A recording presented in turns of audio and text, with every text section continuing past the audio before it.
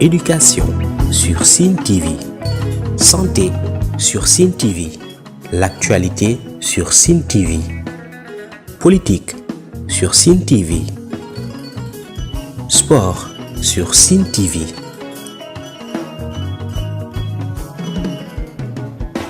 maa ngi leen di nuyu mbokku téléspectateurs yi seetaan Sen TV di leen baal ak te di leen baalu ak ci événement bu tëdd bi nga xamante ne génne nañ ci muy tabaski bi di ñaanal aussi le président de la république son excellence Bassirou Diomaye Faye et son premier ministre et l'ensemble du gouvernement yéen bi nga xamante ne suñu boroom yéene nañ leen ko ñu matal ko ci anam yu gën a rafet. Pour me présenter rek maay Coumba Ndoffène Diouf nekk chargé de mission à la présidence de la République et par ailleurs responsable politique dans le département de Fatick jiite li nga xamante ne mooy la jeunesse patriotique du département et également nekk le vice coordinateur de PASTEF commune Ngayokhem di leen jaajëfal vraiment ci interview bi nga xamante ne ñëw ngeen accordé ma ko tey fii ci Toucar di sama fief ma commune dans le département de Fatick. Comme niñ ko daan dundee rek. ñëw nañ feete ko en famille et bien vrai que préparatif fii yombul woon comme toujours ci année yi passé yëpp waaj nañ ko ci anam yi nga xamante ne vraiment bokk na si anam yi gën a kawe préparer ko en famille préparer ko aussi ak les militants mais préparer ko aussi ak ñi nga xamante ne ñoom lañ àndal ci langum politique bi tey dugg nañ ci si jàmm génn nañ ko ci jàmm aussi yàlla defal ñu aussi ñaan yi ñu ci ñaan sacrifice yi nga xamante ne def nañ ko ci suñu borom defal ñu ko ay ngëneel boo ko xoolee c'était pas du tout facile parce que boo accéder au pouvoir pas 2 ans ak réew mi fu ñu ko fekkoon mu nekk vraiment dans un trou boo xamante ne il nous faut vraiment du temps pour ñu mën ko génne donc xam nga ne événement bu toll nii du ci yomb. Mais avec vraiment l'ingéniosité des autorités nga xamante ne ñoo ŋànk côté transport gis ngeen ko vraiment li ñu enregistré ci accident bariwul comme ni mu daan amee li ko waral mooy y a une dispositif sécuritaire boo xamante ne teg nañ ko au niveau des routes mais également fi nga xamante ne mooy ci côté social bi boo xoolee beaucoup de ministères comme li mel ni ministère du commerce ministère de l'élevage dañ ci teel a anticiper avec le chef du gouvernement muy le président du parti Pastef Ousmane Sonko ñu def ay conseil interministériel waajal ko bu baax a baax ni ñu ko war a waajee ba vraiment mën a asseoir le marché canaliser ko mais aussi am vraiment une surveillance boo xamante ne def nañ ko ci li nga xamante ne mooy les denrées de première nécessité yi population yi soxla bon comme ni ma ko waxee barki démb sama benn copain daf ma daan tooñ ne ma ñun de avant tabaski nguur gi xam nga dëkk bi dafa dëgëroon ñii naan noo xar yi dañoo bëri dinañ làmb 2 jours avant la tabaski mu continué di ko wax benn jour avant la tabaski ñu xool que ne vraiment xar yi commencé nañ njarte boo xamante ne ñi nga xamante ñooy éleveurs yi yar seen xar dañ ne vraiment lii mosul am ci opération mu passé ñu ne xar yi jeex nañ mais xaalis amul kon y a un paradoxe parce que mënoon ne xaalis amul fekk yow xar yi nga xamante ne niñ bëree yëpp jaay nañ ko te ñi nga xamante ne ñoo yar seen xar jaay nañ ko ci njëg yoo xamante ne vraiment moom lañ souhaité woon jaay ñi nga xamante ne tamit ñoo jënd xar yi jënd nañ seen xar donc y a paradoxe donc pour juste vous dire que c'est une manipulation boo xamante ne ñi nga xamante ne ñoo ko daan véhiculer mooy les mauvais perdants ñi nga xamante ne vraiment na ma ko yàlla baal mooy ñi perte pouvoir bi nekk en perte de vitesse te vraiment xamatuñ fan la ñuy teg seen tànk mais di profiter également di féliciter ñi nga xamante ne ñooy le gouvernement en place parce que gestes yu fort yi nga xamante ne def nañ ko asseoir nañ marché bi comme ni ma ko waxee léegi am nañ contrôle ci marché bi augmentation yi nga xamante ne ñoom lañ daan nemeeku ci côté transport ci côté denrée de première nécessité jékki-jékki ne yokk naa lii loolu noonu fexe nañ vraiment ba mujjul antu population bi daal en tout cas jël nañ ci conscience mais aussi régime bi bàyyi nañ ci xel boo xoolee aussi côté transport toujours le directeur de la société Dakar Dem Dikk docteur Assane Beng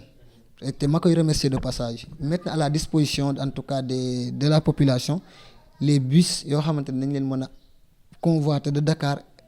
aux régions yi nga xamante ne foofu lañ jëm donc loolu noonu vraiment ay jéego la yoo xamante ne vraiment ñu ngi ci féliciter le régime di ci féliciter le président et son premier ministre donc di la naan daal vraiment tabaski bi feete nañ ko ci jàmm en famille feete nañ ko avec les militants feete nañ ko aussi avec les collaborateurs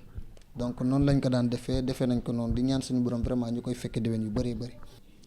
voilà d'abord fi may njëkkee ñaax yi mooy di ñaax sama moromu jeune parce que c'est pas du tout évident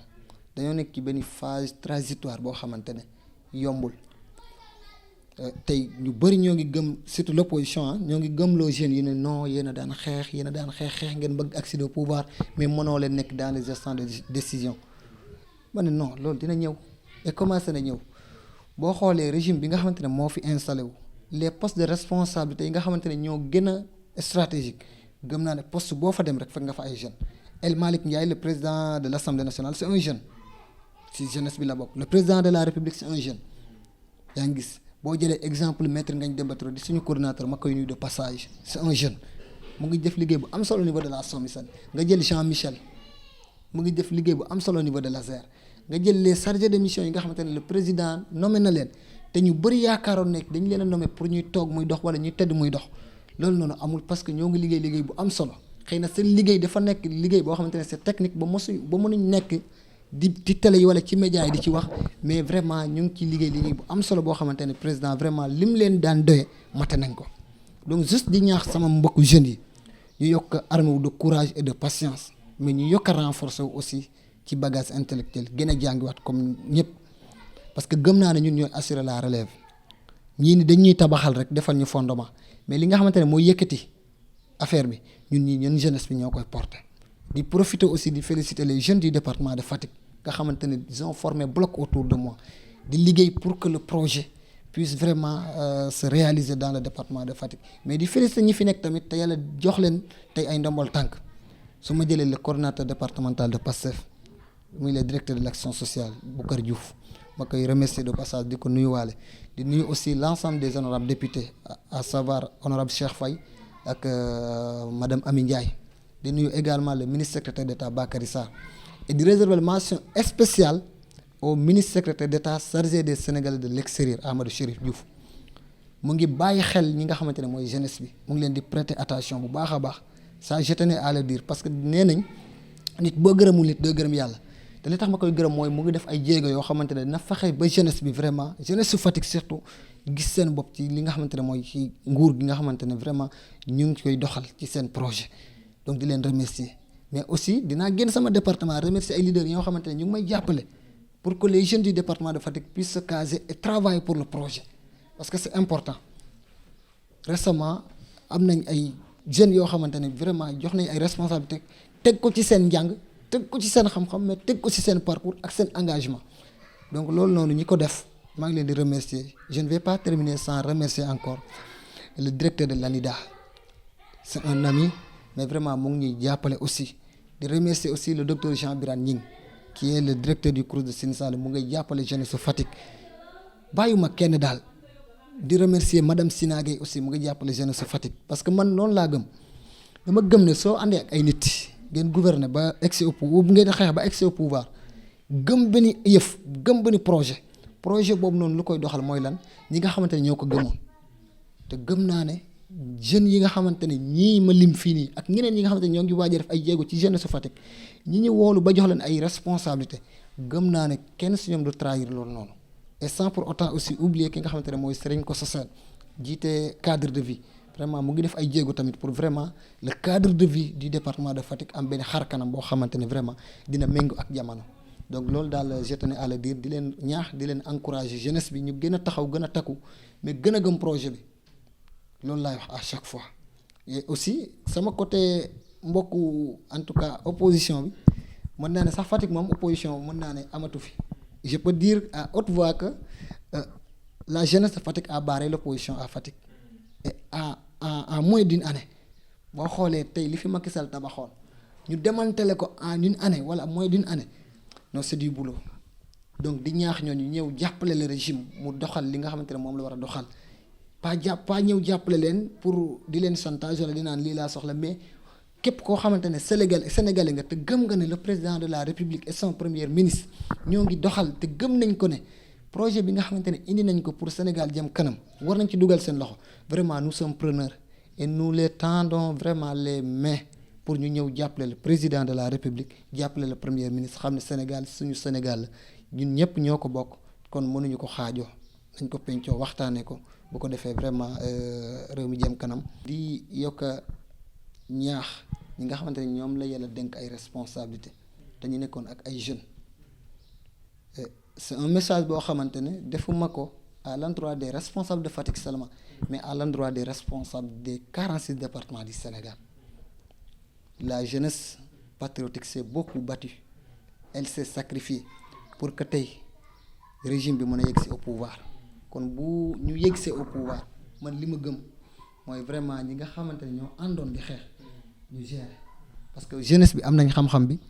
am nañ vraiment background bi mais aussi am nañ njub bi te loolu moo ci ëpp solo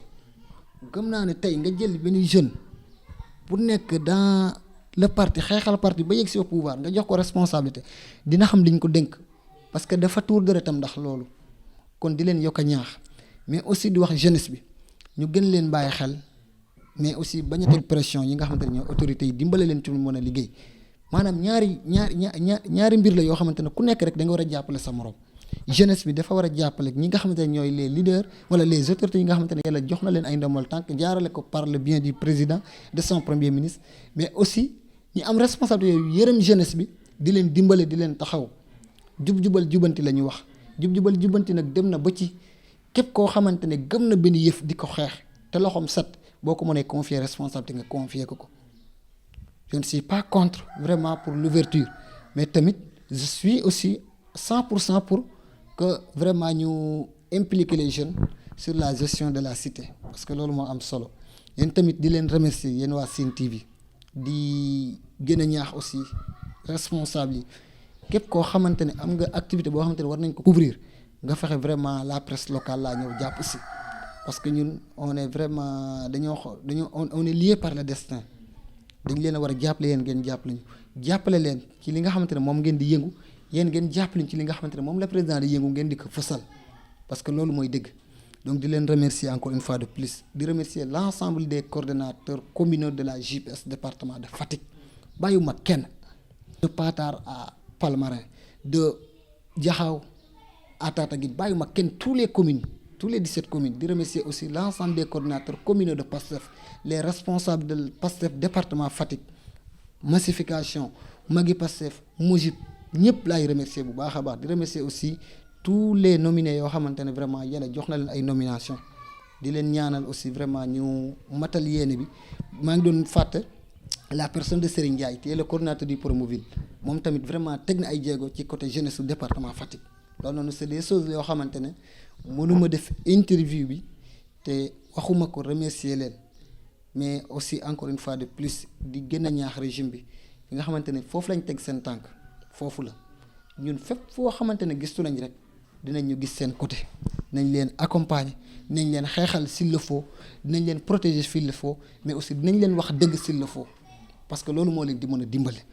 donc jàpp leen ne daal on est des sentinelles du projet on est des protecteurs du projet kon lépp lu ci mën a xew rek jàppal ne on a nos mots à dire on a nos mains à y mettre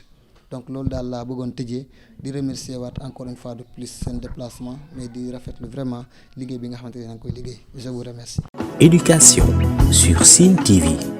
santé sur Sen TV, l'actualité sur Sen TV, politique sur Sen TV, sport sur Sen TV, religion sur Sen TV.